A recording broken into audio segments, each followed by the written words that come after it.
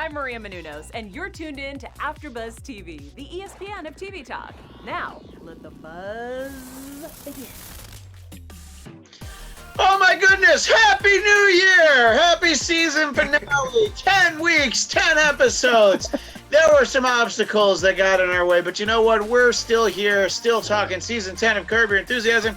I'm Christian Bladt, and also, depending on how you're watching or listening to this, but to me, right down below me is the one and only Flobo Boyce, the king of new content every week.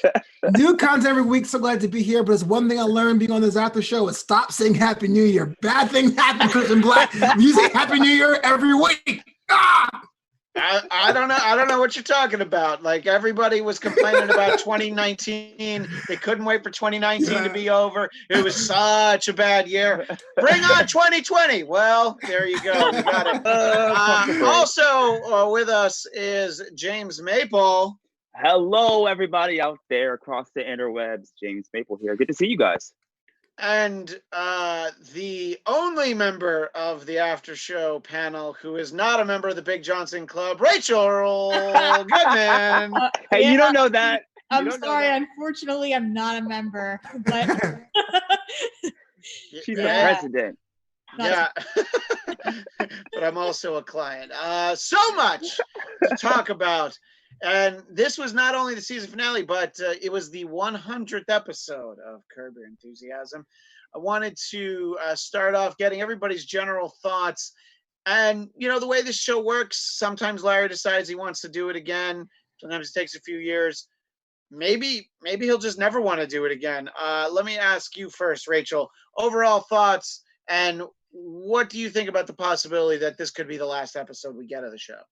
Okay, so here's the thing. If Larry comes back, he needs to capitalize on the fact that we have a pandemic going on right now. If the show comes back at all, I hope it does. I hope this isn't the finale. I mean, that ending, while it was funny and interesting, I feel like we didn't really get to say goodbye forever. So I'm hoping that it comes back. And overall, though, I did think this was a funny season. And I love the fact that there were so many callbacks that we got in episode 1 with Alice.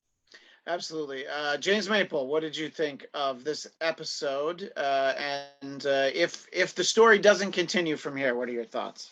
So this episode to me was it was a whirlwind. I feel like they fit as many cameos as they possibly could in one episode, and I feel like they though I thought it was a bit disjointed at sometimes, I feel like they connected the dots for a lot of the stories, like the whole Alice thing. I feel like the fact that she got amnesia and the whole lawsuit that came up very quickly and then dissipated.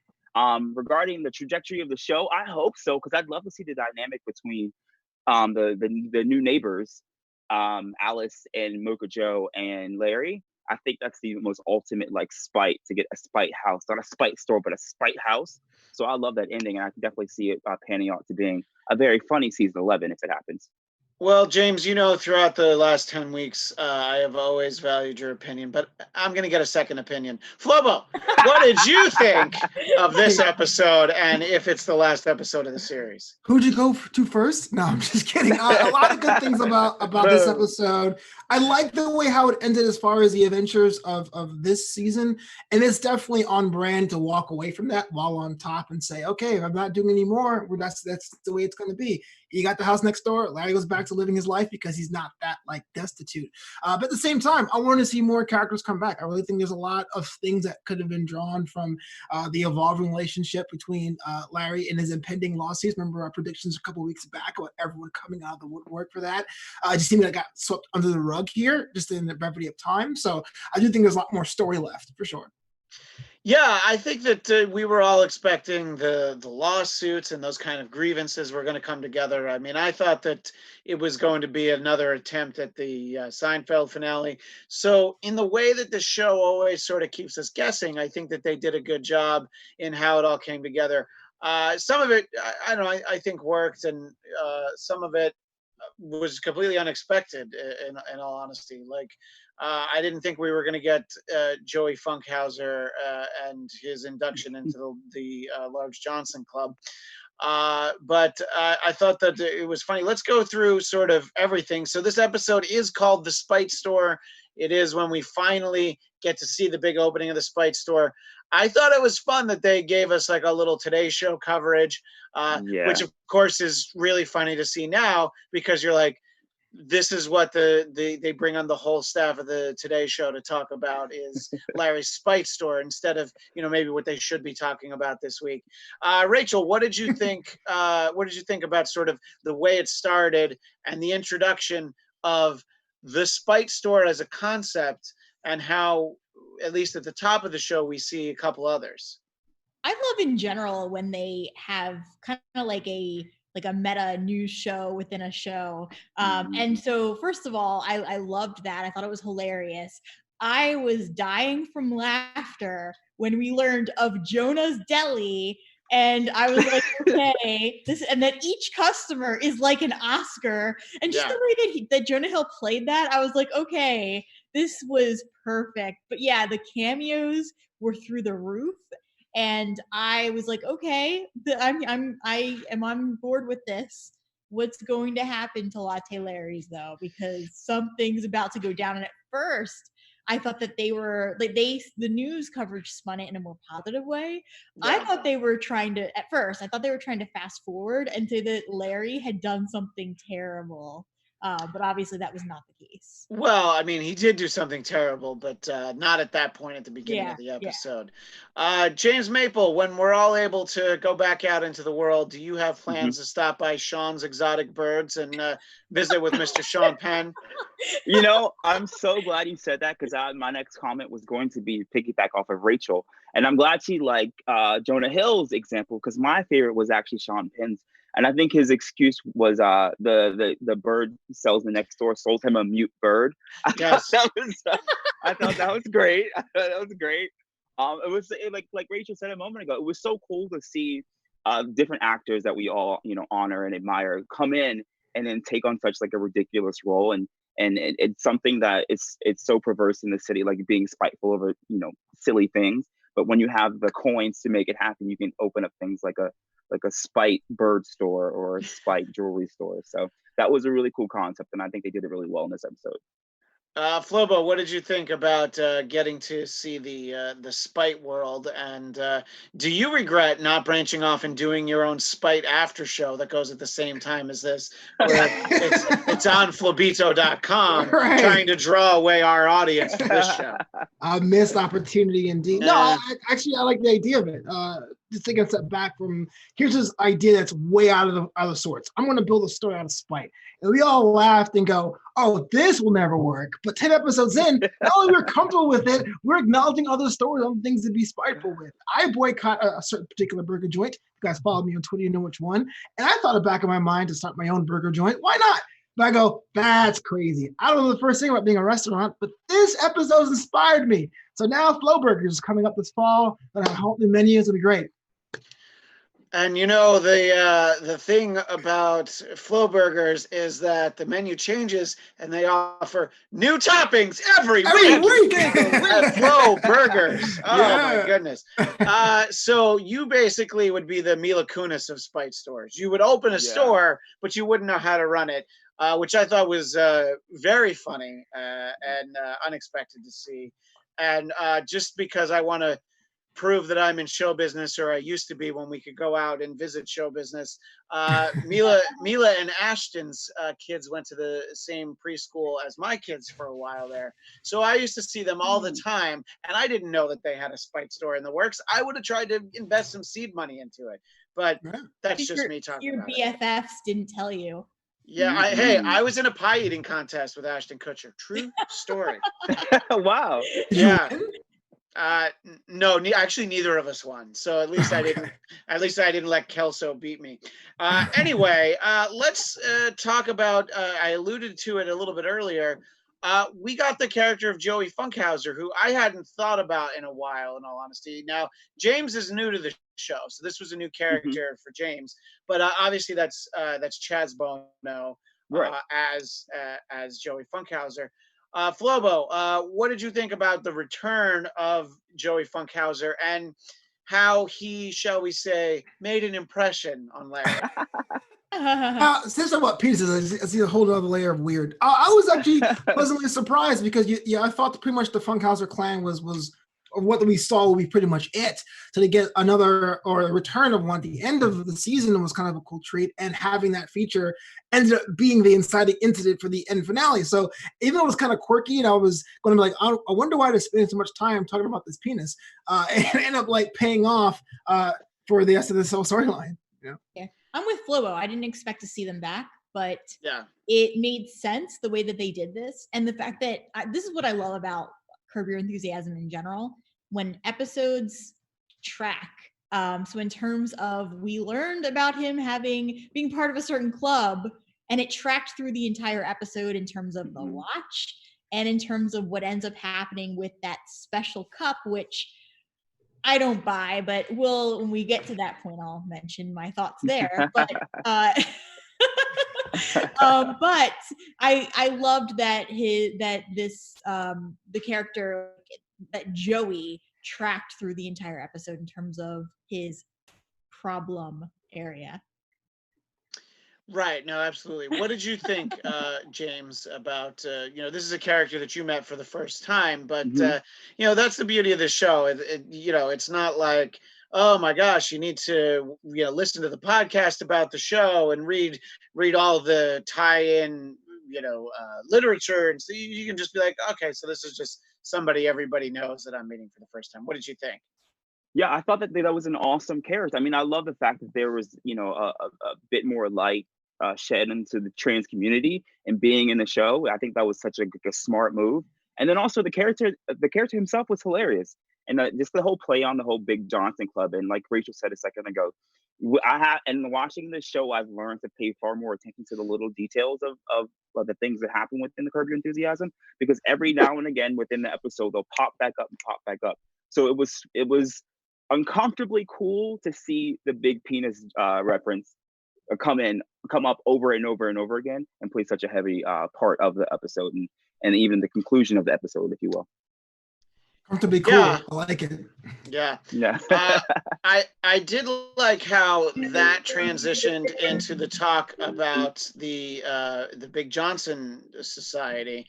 And look, I don't know. I feel like Leon does such a great job of cutting right to the chase and asking the important questions that we all wondering, did you see the balls? But also just the idea of like, what, white guys just walk around the locker room showing each other's Johnsons. And, look, when Larry's there,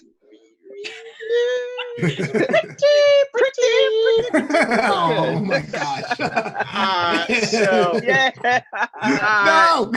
James, what did you think about the way that Leon received this notion, and then the conversation about the Big Johnson Society?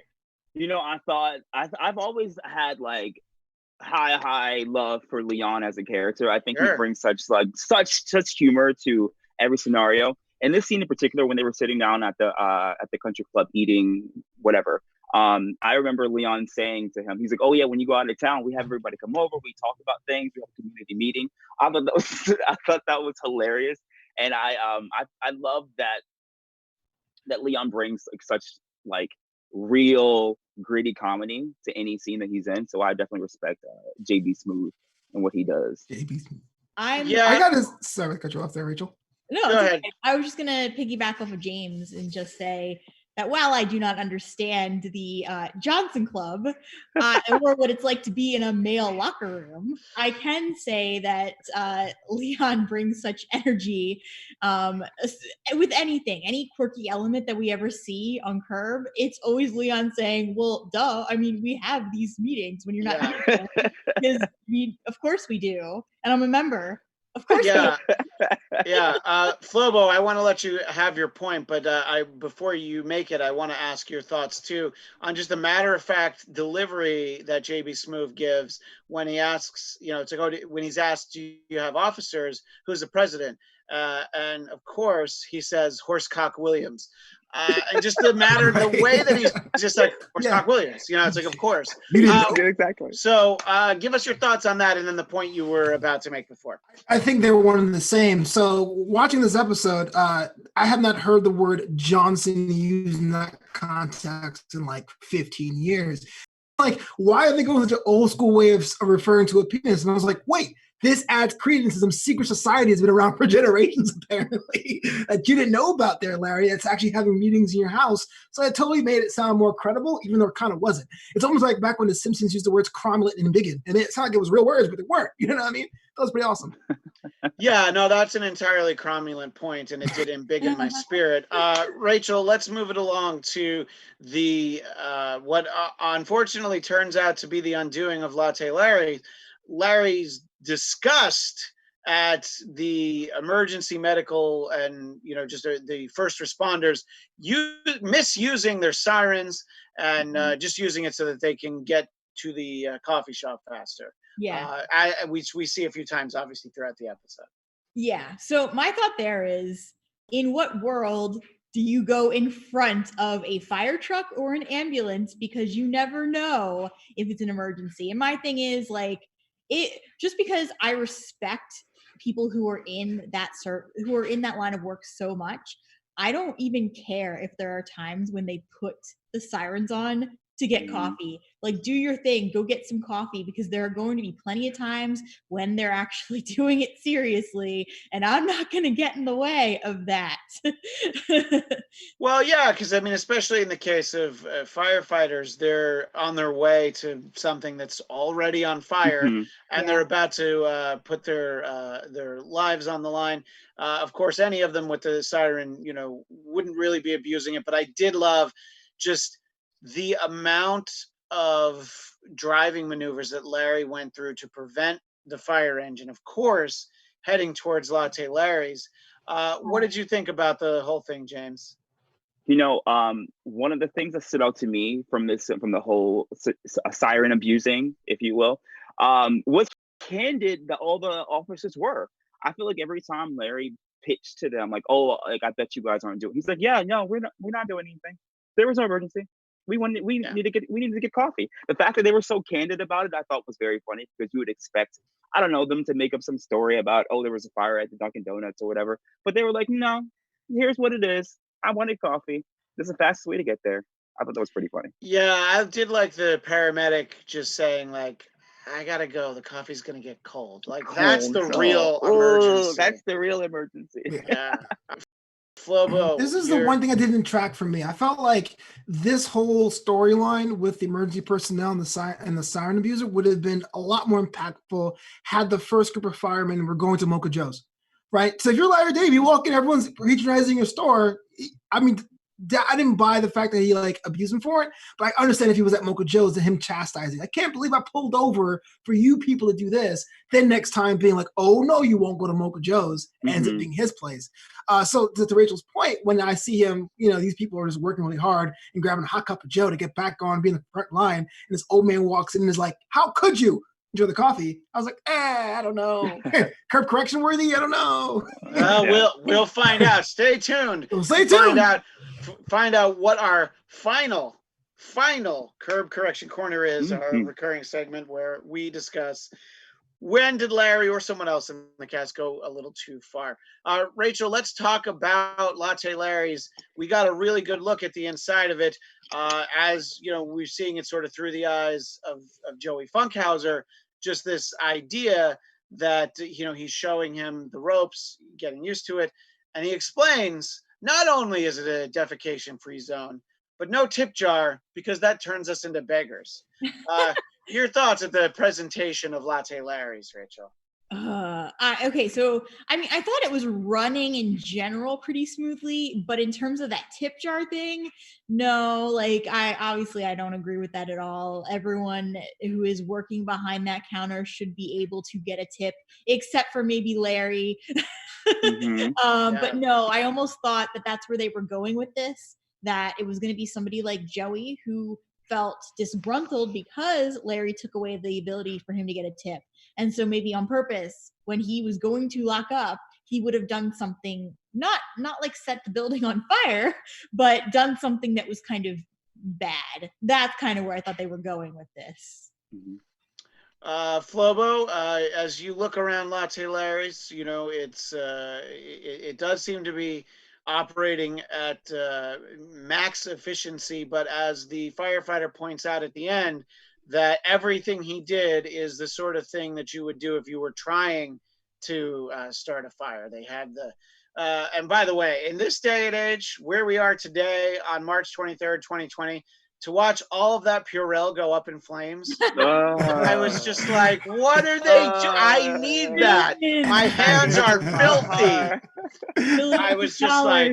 I was like, you know what? Maybe they should have, you know, digitally altered what that was. But what did you think, Flobo, about Latte Larry's? This is the perfect example of setting up something and giving us the second expected result, right? So beginning of the season, we're thinking, oh, something's going to happen when it opens, when people have to poop or someone gets scalded, and every problem that Larry had at Mocha Joe's has its own like corollary at the actual Latte Larry's. But what we had was one penis. So that's the whole thing's in flames, but everything he put in there acted as accelerants to this thing. So it definitely had the same result of Larry basically building his own demise, but it was done in a fun and different way, which I dug. But you're right.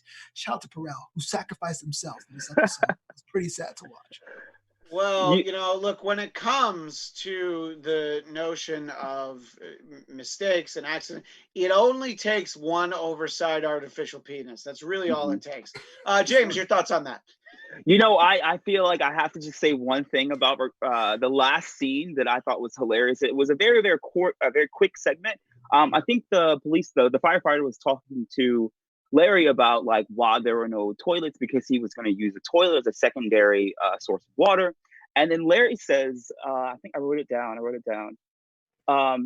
He says that the women in there, if they had to use the urinal, they can just swing from the bar. Yeah. I thought that was really funny. And that was something I thought about a couple episodes ago when they were installing the urinals only. I was like, what are the women going to do? And then it was just such a quick little thing, but I think it was hilarious that he said the women would just hang from a bar to use the urinal in the restroom. Yeah, you know, Rachel, I feel like you missed that episode. Were you here when they unveiled the toilet substitute for the women's room at Latte Larry's? I was here. We were talking about squatting. Yeah. Yeah. Okay. I think it was the P Cube that you missed out on. I knew you missed one of that. There was a boys only episode. I think that was the one. Yeah. The moderate sized Johnson Club. Well, what we need to talk about is the fact that who comes waltzing in to Latte Larry's but Alice, and he tells her his name is Buck, and just sort of give us your thought. Let's see. I was trying to give everybody a turn in order. Now I'm confused. So we're gonna go with Rachel. Your thoughts on Alice's reintroduction into the season. But first of all, the fact that you see Alice sort of kind of remembering, but then not. And she's like, but wait. And she was so confused. And the fact that Larry would be like, yes, my name is Buck. And then 2 seconds later, Leon's like, hey, Larry. And I was like, oh, that is so perfect.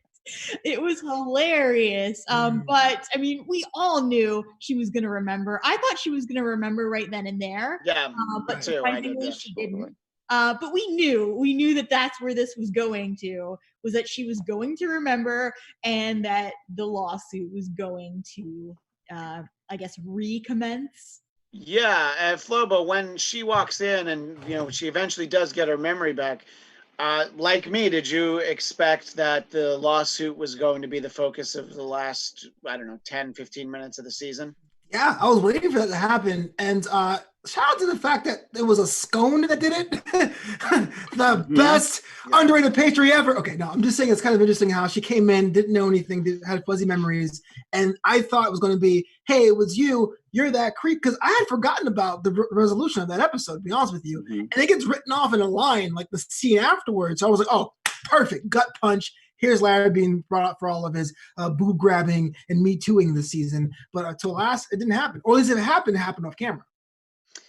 And then, of course, she's very distraught, James Maple, and Alice, of course, finds herself in the arms of one Mocha Joe. Tell us what you thought about the wicked way in which Cupid's arrow worked in this installment. Cupid came through and gave us all of the entertainment for this. It could not have been a better, more like dramatic scene of her like falling into his arms outside of Latte Larry's in front of Mocha Joe's. And like the second that happened, I really thought, yep, something's going to happen between these two. And I think we end the episode with an ambiguous view, but we can assume they're together at the end, living in the Speights house. So I thought that was a cool twist and a cool little spin on things to see who he was spiting. It was almost as if all of his haters came out of the woodwork and crowd together to like take him down in every which way possible. So it was done in a funny way, I will say. To say that was kind of weird, being like, hey, why are you guys together? Well, I caught an amnesiac woman on the way down the ground, almost hitting her head, and it was true love after that. We were bounded by hate for the same person. Why not? No, I don't know. I mean, that's pretty much my wife and my story. Sure, you and hubby Joe, you were amnesiac, and then he was able to help you revive some memories. Yeah. It happens to the best of us, yeah. I rescind my question then. I was actually thinking that, to me, what it would have been hilarious is if Mocha Joe was just being himself and was kind of hitting on her, and then however he touched her by like grabbing her before she, hit the curb, that she was going to then go and file a lawsuit against him and Larry. That's where I thought this was going. Yeah, no, I agree that that definitely would have I don't know, would have been funny as far as I was concerned. Does anyone know is memory loss accredited to choking? Does that happen? No. Anybody? I can tell you. No. I know some really random things about amnesia and the reality of it from the books that written, so I can tell you that none of this is realistic. Okay, well, I was just wondering. What the? None of it. Unless I'm mistaken, Rachel, didn't you do an after show for a soap opera at some point? I mean, haven't you dabbled in that world? Yeah. Young and the Restless. Yeah, Young and the Restless. There's a lot of amnesia, probably a lot of those storylines. No, not correct. I alluded to early in the show, James, this notion of getting the second opinion, which I thought was very funny. The two doctors, like, who you're going to go to, who'd you go to first? And then when they run into each other and sort of using the example of, I know a better jeweler than you do. Give us your thoughts on the one, getting a second opinion, how different the second opinion was, and just sort of the interaction between those two doctors.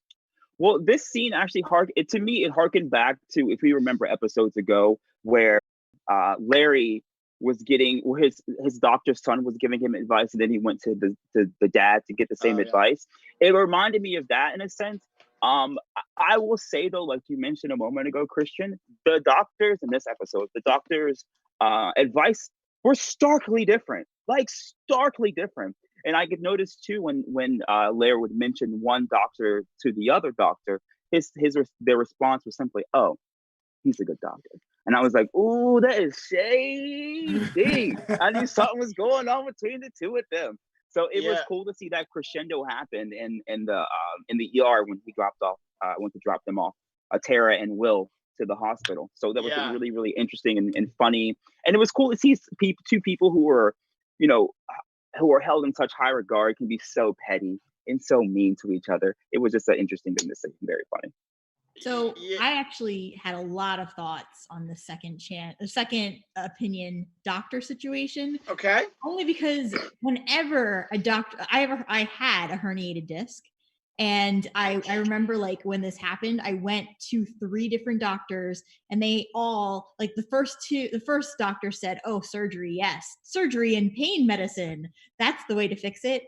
But no, I related to this because I was like, yeah, every single doctor I went to gave me completely different advice. Wow. And same thing like with, I had a dental situation one time too. Same thing, 3 different doctors, 3 different pieces of advice. And wow. Yeah. I always wonder that too. I never had a situation quite as severe to warrant a second opinion, but that to me just brings me with so much dread, because I can imagine saying I want a second opinion and a doctor being like all butthurt, like, why? What's wrong with my opinion? So I was cool to see like this through a wish fulfillment kind of say. What would be awkward to have one doctor who actually knows a second opinion doctor, if they get mad about it, or it's kind of a thing where they play over backgammon or something. I don't know. Flobo, what did you think about sort of this this idea where Larry, when his first doctor gets so upset, he's like, I'm going to have this surgery anyway. And he's like, no, I don't want to. I won't do it for you. Talk a little bit about that.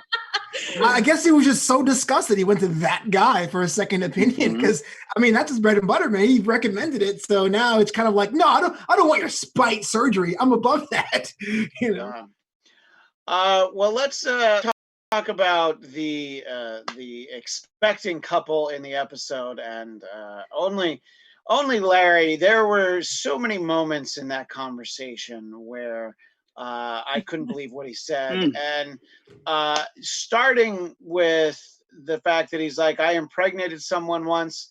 She broke up with me at the abortion clinic, and then he talks about inducing labor. You try and jump out of the bushes and scare somebody.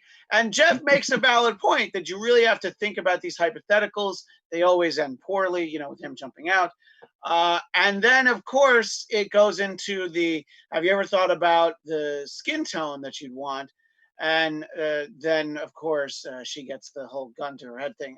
Flobo, take us through the uncomfort and discomfort of watching this entire conversation, regardless of anyone's background, just sitting there and watching, just like, can he shut up? And the answer is no, Larry cannot shut up. Here's the deal, man. It doesn't matter where you are in your life. There's always going to be somebody else 2 or 3 milestones ahead of you asking you questions as if you should do the things you're doing, right? If you're single, where you're going to find someone. If you're find someone, when you get married, all that stuff. So all the whole, like, I am pregnant or something, it was so inappropriate, but so on brand for that relative who doesn't know the world that you're living in. But the skin tone debate, there are no right answers. Why even roll those snake eyes every single time? Yeah, I mean, I don't know. I inclined to agree with you. What did you think, James, watching all of that unfold? I can't say much more than Flobo just said. Like, going into the conversation, you expect Larry David to just like debase it in 100%, but like the skin tone comment threw me off for a loop. And then it was almost as if Larry plants these seeds and just like watches them grow, because I feel like he planted the seed. I think it was Tara and Will is the couple. He plants the seed in Tara and Will, and then you see like an argument growing between the two of them, and it was because of Larry. And I think if you flash forward a couple scenes from that episode, we hear that Tara and Will are still fighting about what Larry's. So I thought that was like it was a sinister seed, but it was kind of genius as well. That Larry has so much capability and so much. He's almost like a puppet master sometimes. I feel like he just plants these seeds and people just like rile and get all crazy. So it was a funny moment though, I think. Can I say that this works, and I love it, and I love the debate of skin tone and stuff like that, but it's like the D story in this episode, and so it gets like crushed and pushed aside, and that's what's the ultimate detriment. Yeah, it's almost like they realize, like, oh, we're already in the last episode. Well, we'll just deal with that instead of giving it its own show. Look, it's I mean, not that specific equation, but my wife is Chinese American, so when she was pregnant with my son, it was more like we wondered. I'm like, oh, I wonder what color his hair is going to be, and his, and what features were going to be more predominant. And it wasn't like, she's like, well, obviously I hope he looks Chinese or, any of that. So, we didn't, I don't know, it never got to, but that's because we didn't have a Larry David in our life to really put us on the spot. Rachel, I wanted to let you weigh in on the gun to your head, skin tone. Yeah, I mean, here's the thing. I don't even understand why Larry would ask that kind of question. I don't think anyone understands. It was really uncomfortable to watch. I mean, I'm just thinking like there are other ways he could have asked that. I don't know. But just like, no, I take that back. There's no other way he could have asked that. So that's the right answer. Yeah, like I felt so incredibly uncomfortable in that scene And I know Larry can do some really stupid things, but I feel like this was one of the most stupid that I've ever seen him do. And he's done some dumb stuff. Yeah, I did like a little later in that storyline. Obviously, he not only can't get the watch fixed, he brings it back more broken. But again, that's because of Joey Funkhouser's enormous penis. That's not exactly Larry's fault. But I did really enjoy watching Larry try to get comfortable on that couch, which he called a centaur. It's half chair, half couch. I've tried to sit on one of those, and you don't really know. And I'm like, why is this a piece of furniture? I thought that was very funny. But then also just sort of when he's there, in, not in the delivery room, but in the hospital room after the baby was born, just sort of being there, and she's just like, what are you doing here? Rachel, what did you think about the following that storyline through to its conclusion? Well, good for her for kicking him out, number one. Yeah. But two, I mean, I know that there was mention of the couple fighting. I only ever saw them fighting when Larry's presence was nearby. So Yeah. I feel like there's just certain things. The other thing that I wanted to bring up too is that, I mean, obviously when you are pregnant, it's a very, I've never been pregnant, but for everyone I know who has, you're already dealing with a lot of stress on your body. And so for her to have to deal with Larry, even like post-pregnancy, right after the baby was born, her body has just undergone a lot of stress. You have to deal with someone who is being super ignorant and just kind of making, dumb comments when you just delivered a baby. Time for them to go. So what you're saying is that it was inappropriate to say that the baby was a little light for a Kwame? Oh yeah. I'm not inclined to disagree. What did you think, James? I agree. I just, when you think that Larry can't debase himself further, like I said, he goes and does this. I thought that it was pretty funny though, the reference to the ginger ale at the very end of that scene. Yeah. I thought that was funny to give a little cheekiness to it.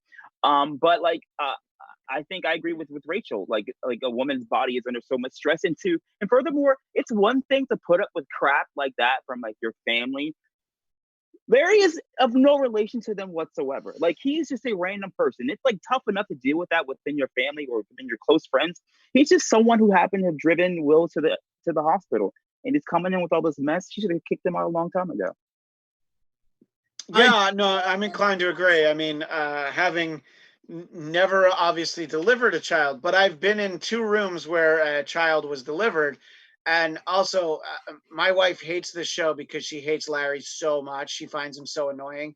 If Larry David had walked in, I think that my wife would have ripped my head off for not stopping him. So, yeah, I can see that. What were you going to say, Flobo? I wanted to get your thoughts on all this. Just the one thing, I mean, that hasn't been said that I thought was going to happen here, which happens to be a lot in the show, things you think is going to happen and doesn't happen, Sure. is that he injures his knee getting out of the daybed. Like, why else you have it so uncomfortable there? He's been fidgeting for so long, but yep, he's kind of a jerk.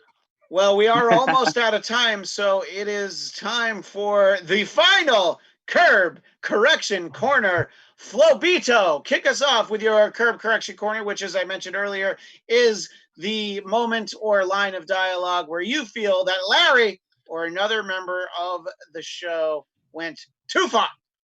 Yes. For me, definitely talking about a man size of his junk at the country club. Don't do that. If you somehow see a penis, you turn away, you look elsewhere. Talk about sports. Don't say, that's pretty large, huh? That's the one you got? That is just awkward as heck. I don't know. I mean, if it's long enough that you're afraid that it's a third arm, you might not be able to say, keep your thoughts to yourself. Rachel, your Curb Correction Corner. Larry driving in front of the fire truck, because I don't care, even if he suspected that it was a crew going for the wrong reasons, you never know. And because I mean, obviously it was an actual legitimate fire, and Larry, we don't know how long he held them back. It did not look like it was more than maybe 5 to 10 minutes, but still, in that 5 to 10 minute period, they could have gotten to the destination and taken care of the fire, not just for the stores, but anyone who happened to be around too. James, your Correction Corner. Mine has to be the whole Tara, Will, and Larry conversation, that whole discussion to me should not have happened whatsoever. I feel like discussions should happen, and they can happen with the right actors there and the right topic of conversation. Larry went about that in the worst way possible, and I feel like it only created more problems. So for me, him saying like the shave the baby, do you want it to be more? No, stop. Yeah, no, it's a conversation to be had basically between that's having the baby. You know, if they have any thoughts, you know, any of that. And yeah, for me, it is from that same storyline, the line that I quoted back a moment ago, the little light for Kwame. And that's what got him tossed out of the room. So that was our Curb Correction Corner. That was our season for Curb Your Enthusiasm. We did it, everyone. Let's give ourselves a nice pat on the back. We did some wonders. So we will not be back next week because the season is over. But I love talking about this show and working with everyone. And James, I had not met you before this. I'd worked with both Rachel and Flobo before. Yeah. So it was wonderful to get to meet the James Maple. And James Maple, where can people keep in touch with you? You can find me at Terrell James Maple on Instagram, James Maple Actor on Twitter. I also run the fan account for Masked Singer Fan Theories, and I'll be doing a lot more breaking news for AfterBuzz TV as well. So check me out on all those platforms. Rachel Goodman, where can people find you? You can find me on Twitter at Rach Goodman. If you're a fan of Outlander, Stumptown, Star Trek Picard, I think I'll be there this week. And when Retro Anatomy of a Movie returns, I will be on that show as well, all with AfterBuzz. You can catch me there. And also, there's really no other also. That's where you can find me. No, the Doctor Who Christmas or New Year's special, but that's a long ways off. In any case, Flobo Boyce, where can people find not only you, but your new content every week? I am available all over AfterBuzz TV, the Monday Night Raw and NXT after shows. Just log on to Patreon at patreon.com/FloboBoys. But in the meantime, follow me on Twitter at FloboBoys, on Instagram at Flobito and at DJ Flobito. And of course, the website is Flobito.com. New content every week. And you can find me on Twitter and Instagram at ChristianDMZ. And on YouTube, I have a page for my personal podcast, the Blattcast, BLADTCAST, and I did indeed provide some new content this past weekend where I sat right where I am right now, and I ruffled through some of these boxes over here, and I plan to do some more of that in the weeks ahead. I retweeted that. It was great. Well, thank you for checking it out. I appreciate it. James and Rachel, too busy to check out my new content. That's all right. But you can follow me on Twitter and Instagram. I had a big Johnson community meeting. That's the only acceptable excuse. It's all right. Wait a minute. Flobo. Opinion. Flobo, wait a minute. You and I were not. So he must have gone to the exceptionally big. Yeah, exactly. Understood. First the ugly table, and now the medium-sized. In any case, as we mentioned, you can see Flobo, myself, and I believe Rachel will be joining us for the season finale of Star Trek Picard this Thursday at 9 Pacific here on AfterBuzz TV. That is our time. That is our season. Thanks so much, everyone. And I don't care what anybody says. I'm going to say it one last time. Happy New Year! Founder Keven Undergaro and Maria Menounos would like to thank you for tuning in to AfterBuzz TV. Remember, we're not just the first, we're the biggest in the world, and we're the only destination for all your favorite TV shows. Whatever you crave, we've got it.